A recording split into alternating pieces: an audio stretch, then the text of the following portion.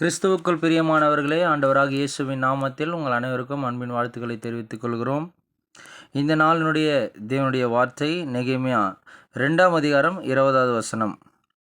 பரலோகத்தின் தேவனானவர் எங்களுக்கு காரியத்தை கைகூடி வர பண்ணுவார். நெகேமியா சொல்கிற இந்த வார்த்தை, பரலோகத்தின் தேவனாகிய கர்த்தர் எங்கள் காரியத்தை கைகூடி வர பண்ணுவார். தேவ ஜனங்களுக்கு நன்மை செய்ய வேண்டுமென்ற விருப்பம் உண்டாகிறது. நெகேமியா எருசலேமை பார்க்கும்போது எருசலேமுடைய அலங்கமெல்லாம் இடிந்து போயிருக்கிற சூழ்நிலையில் அதை எப்படி ஆகலும் கட்டி முடிக்க வேண்டும் என்று சொல்லி, எழுந்து கட்டுவோம் வாருங்கள் என்கிற அந்த ஒரு நம்பிக்கையான வார்த்தையோடு அவர்கள் அதை கட்ட முயற்சி செய்கிற வேளையில் அங்கே இருக்கிற அநேக ஜனங்கள் அதை தடுப்பதற்கான முயற்சிகளை எடுக்கிறாங்க. ஏன் அந்த முயற்சிகளை அவங்க எடுக்கிறாங்கன்னு சொன்னால், ஒருவேளை அலங்கம் கட்டப்படவிட்டால் அவர்களுடைய பிழைப்பு அவளை விட்டு போய்விடும் என்ற நோக்கத்தினாலே இந்த அலங்கம் கட்டுவதை எப்படி ஆகிலும் தடுத்து நிறுத்த வேண்டும் என்று சொல்லி அநேக காரியங்களை செய்தது மாத்திரமல்ல, அவர்களை பரியாசம் பண்ணி, தனிப்பட்ட ஒரு மனிதனாக உன்னால் அதை செய்ய முடியாது என்று சொல்லி அவனோட கூட சவாலான வார்த்தைகளை பேசுகிறதை நாம் பார்க்கிறோம். அப்படி சொல்லுகிற அவர்கள் வேலையிலே தான் அவன் சொல்லுகிறான், பரலோகத்தின் தேவனானவர் எங்களுக்கு காரியத்தை கைகூடி வர பண்ணுவார். சில நேரத்தில் நாமும் கூட ஒரு பெரிய காரியங்களை சாதிக்க வேண்டும் அல்லது நல்ல காரியங்களை செய்ய வேண்டும் என்று முயற்சி செய்யும்போது நம்மையும் பரிகசிக்கிற,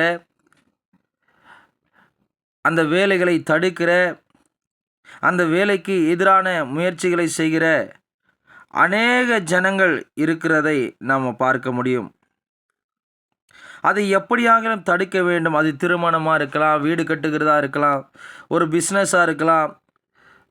அதை தடுப்பதற்கு அநேக ஜனங்கள் இருக்கிறத இந்த உலகத்தில் நாம் கூட பார்க்க முடியுது. சில நேரத்தில் உறவுகள் கூட அதை செய்கிறதை நாம் பார்க்கிறோம். நம்மோடு கூட அன்பாக இருந்தவர்களே நம்முடைய நன்மையை விரும்பாது இருக்கிறதை நாம் அநேக இடத்துல பார்க்க முடிகிறது.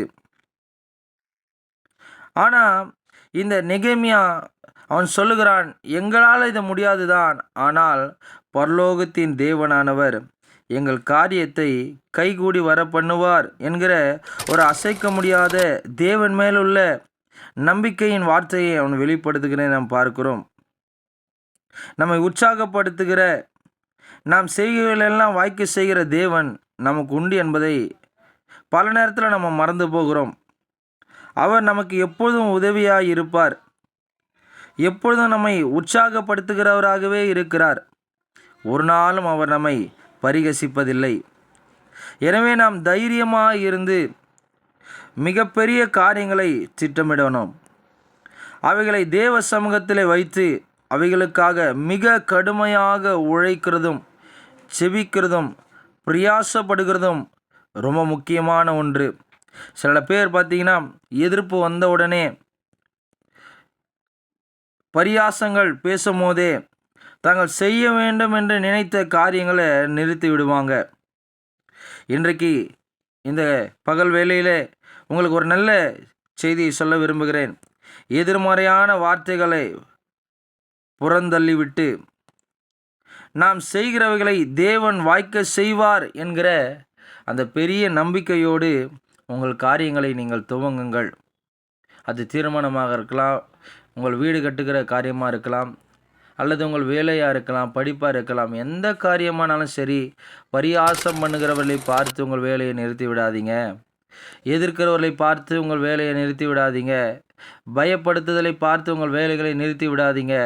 இன்றைக்கு ஆண்டவராகிய இயேசுவின் நாமத்தினால் சொல்லுகிறேன், நீங்கள் தேவனுடைய பிள்ளைகளாக இருந்து நீங்கள் செய்கிற நன்மையான காரியங்களை பரலோகத்தின் தேவனானவர் உங்களுக்கு காரியத்தை கைகூடி வர பண்ணுவாராக.